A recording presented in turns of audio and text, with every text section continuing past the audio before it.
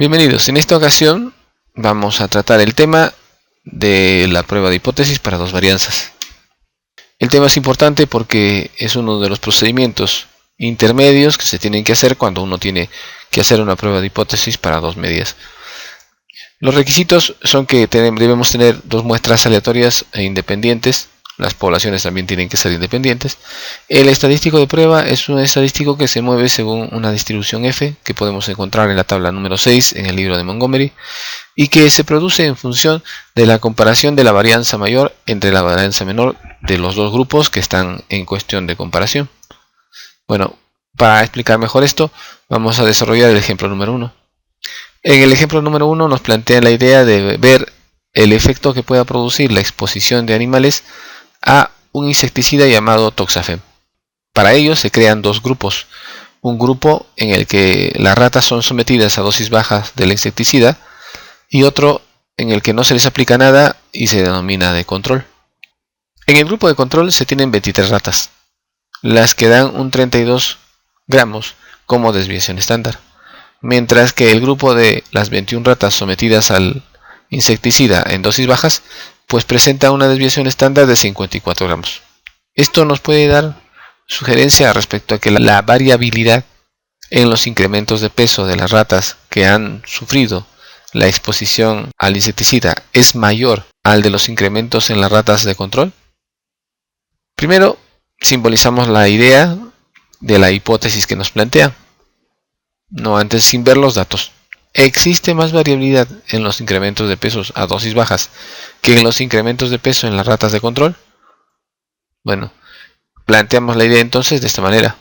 Sigma 1 mayor a sigma 2, entendiendo que sigma 1 se refiere al grupo de las ratas que están sometidas al insecticida en dosis bajas. Por ello decimos que la desviación estándar o variabilidad es mayor a la desviación estándar o variabilidad del grupo de control. Esto para nosotros es H1. H0 planteará entonces lo contrario según nuestro proceso.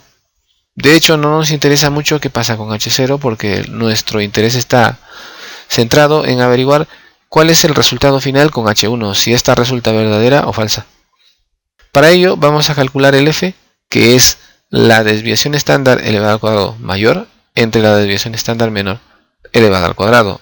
Lo mismo que decir que es la varianza muestral mayor entre la varianza muestral menor. Bueno, no se trata de que la muestra número 1 es siempre la número 1. Lo que pasa es ahora que tenemos que tener en cuenta cuál de ellas tiene una varianza mayor y cuál de ellas tiene una varianza menor. ¿Por qué?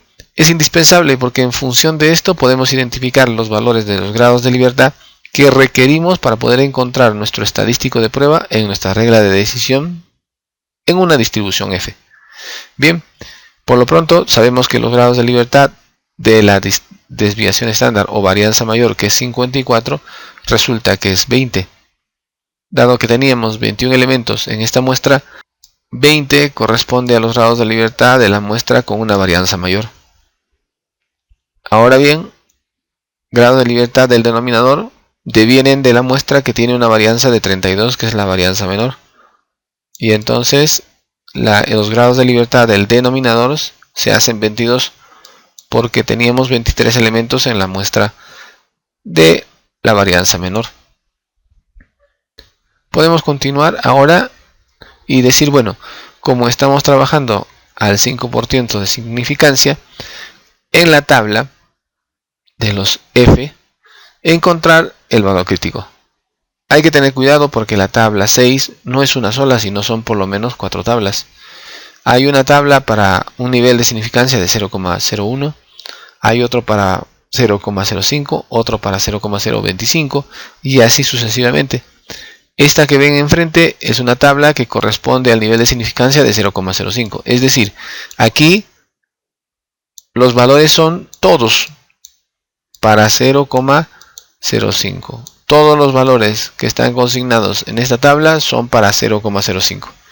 Entonces buscamos los grados de libertad del numerador en la parte superior, que son en este caso 20, y los grados de libertad del denominador 22 al lado izquierdo.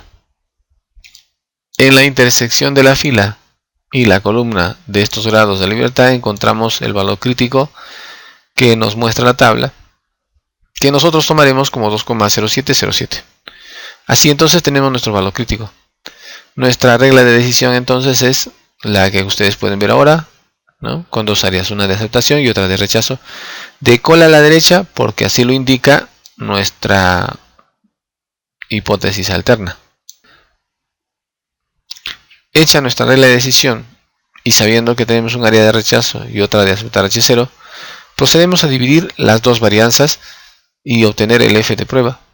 Nuestro estadístico de prueba resulta en 2,848, lo que es una cantidad que cae justo y exactamente en la zona crítica o zona de rechazo. Lo que nos obliga a rechazar H0 como verdadera y aceptar que es falsa. H0 es falsa, por tanto H1 verdadera. La hipótesis que queríamos probar es verdadera. Entonces podemos afirmar que existe evidencia muestral suficiente para probar que existe mayor variabilidad en los incrementos de peso de aquellas ratas que fueron sometidas a dosis bajas del insecticida en comparación con aquellas que pertenecen al grupo de control, que ustedes saben, el grupo de control son las ratas a quienes no se les aplicó nada. Sí existe un efecto entonces en la variabilidad de los pesos debido al insecticida. Vamos a ver un ejemplo segundo, que es este, que habla del caso de la deficiencia de cobre en la sangre de ganado vacuno. Se sabe que el cobre es el que produce una mejora de ganancia de peso en los vacunos y previene, es decir, fortifica el sistema inmunológico de los animales. Entonces se tiene dos grupos, uno que pasta en un lugar limpio, se puede decir, y otro que está pastando en un lugar que está expuesto al molibdeno. Se sabe que el molibdeno es un compuesto que retrae la asimilación de cobre. Bueno, esta anomalía hace que los animales se enflaquezcan. Bueno, con este resultado, ¿no?, obtenemos que en la condición anómala, es decir, aquellas vacas que están expuestas al molibdeno, se tiene una desviación estándar de 21.5 con una muestra de 31 animales, mientras que en el grupo de aquellas vacas que no están expuestas a la condición anómala, una desviación estándar de 19,45 se produce en un grupo de 41 vacas. Vamos a probar si existe o no igualdad en las varianzas de las poblaciones a un nivel de significación del 10% o 0,10. Planteamos entonces lo siguiente. Bajo la condición anómala y la condición no anómala tenemos los valores correspondientes a las muestras que ya vimos y los grados de libertad correspondientes.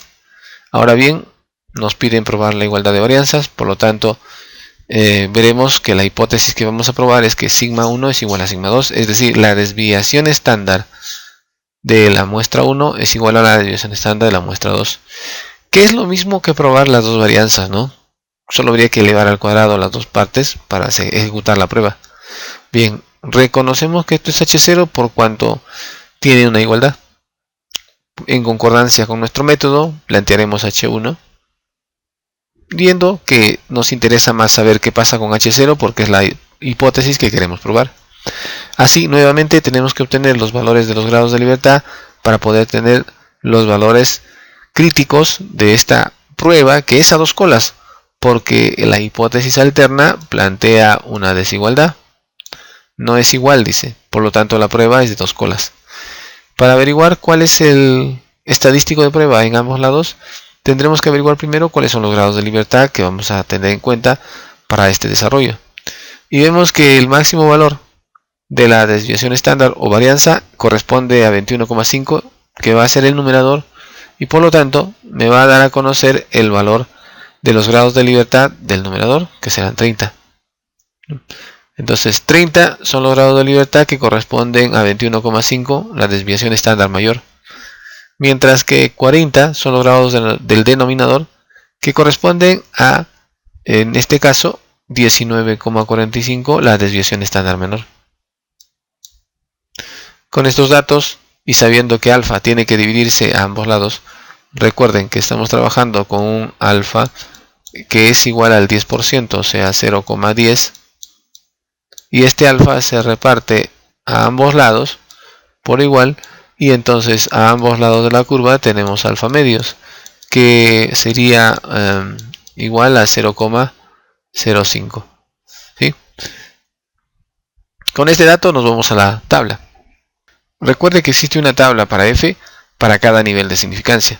Así, por ejemplo, la que tenemos enfrente ahora es una tabla que tiene todos los valores para un nivel de significancia de 0,05.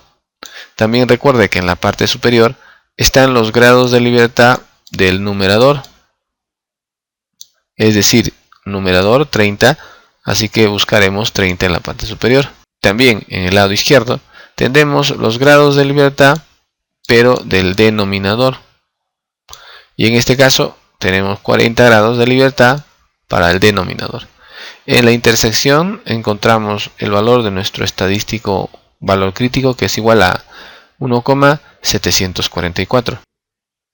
Bien, obtenido el valor crítico del lado derecho, obtengamos ahora el valor crítico del lado izquierdo.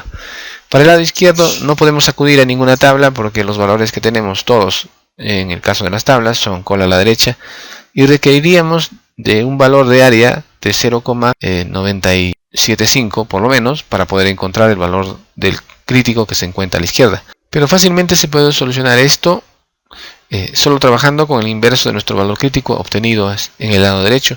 Es decir, 1 entre 1,7444 será el valor de nuestro estadístico valor crítico al lado izquierdo. Así tendremos una regla de decisión con dos áreas de rechazo y una área central de aceptar H0. Con ello calculamos nuestro estadístico de prueba, que nos resulta en 1,2222, y este cae exactamente en la zona de aceptar H0, obligándonos a aceptar H0 como verdadera. H0 por tanto es verdadera y H1 falsa. Nos interesa qué pasó con H0 y vemos que es verdadera, así que responderemos diciendo que existe evidencia muestral suficiente para probar que existe igualdad entre las varianzas de las dos poblaciones. Debemos aclarar que para la varianza existen los tipos de prueba que normalmente conocemos para cualquier comparación de muestras. En este caso podemos tener que H1 nos puede plantear una desigualdad, como en el ejemplo anterior. No son iguales sigma 1 y sigma 2. Y H1 también nos puede plantear que sigma 1 es mayor que sigma 2, o lo contrario, que sigma 1 es menor que sigma 2. Lo que daría lugar a los tipos de reglas de decisión, que sería dos colas, cuando nos plantean una desigualdad, o una cola a la derecha si es mayor que, una cola a la izquierda si es menor que, lo que daría nombre a la prueba, que sería de dos colas, cola a la derecha y cola a la izquierda respectivamente.